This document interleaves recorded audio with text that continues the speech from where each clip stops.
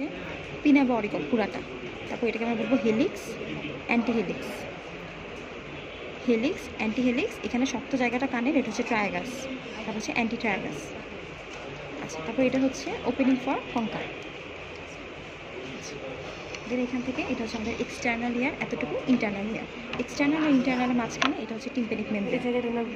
Tympanic membrane, external ear, internal ear, এদের মাঝখানে tympanic membrane.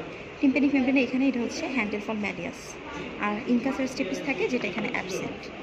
এই যে মাঝখানে গর্তটা হচ্ছে এক্সটার্নাল অ্যাকুস্টিক মেটাস, হ্যাঁ এক্সটার্নাল অ্যাকুস্টিক মেটাস। আচ্ছা, তারপর এটা তো গেল আমাদের ইন্টারনাল ইয়ার। এটা ইন্টারনাল ইয়ারের মধ্যে, আচ্ছা ইন্টারনাল ইয়ার হচ্ছে দুইটা পার্ট। এটা হচ্ছে আমাদের মেমব্রেনাস পার্ট আর বনি পার্ট। বনি পার্টের মধ্যে এটা হচ্ছে ককলিয়া, এটা হচ্ছে ভেস্টিবিউল, আর এটা হচ্ছে সেমব্রিনা ক্যানেল। তিনটা ক্যানেল থাকে, এটা এরকম সার্কেল থাকে, আর এটা সেম সার্কুলার ক্যানেল, এটা সেম সার্কুলার ক্যানেল। তিনটা ক্যানেল হচ্ছে ককলিয়া, এটা হচ্ছে ভেস্টিবিউল। আর এটা যেটা, এটা হচ্ছে নার্ভ, এটা হচ্ছে ভেস্টিবিউল ককলিয়ার বা অডিটরি নার্ভ। ককলিয়া, এটা হচ্ছে 8 নম্বর নার্ভ, অডিটরি বা হচ্ছে হ্যাঁ ভেস্টিবিউল ককলিয়ার বা অডিটরি নার্ভ। আর হচ্ছে এটা মেমব্রেনাস পার্ট থেকে, মেমব্রেনাস হচ্ছে ককলিয়া আর ককলিয়া বা semi circular dust, same circular dust.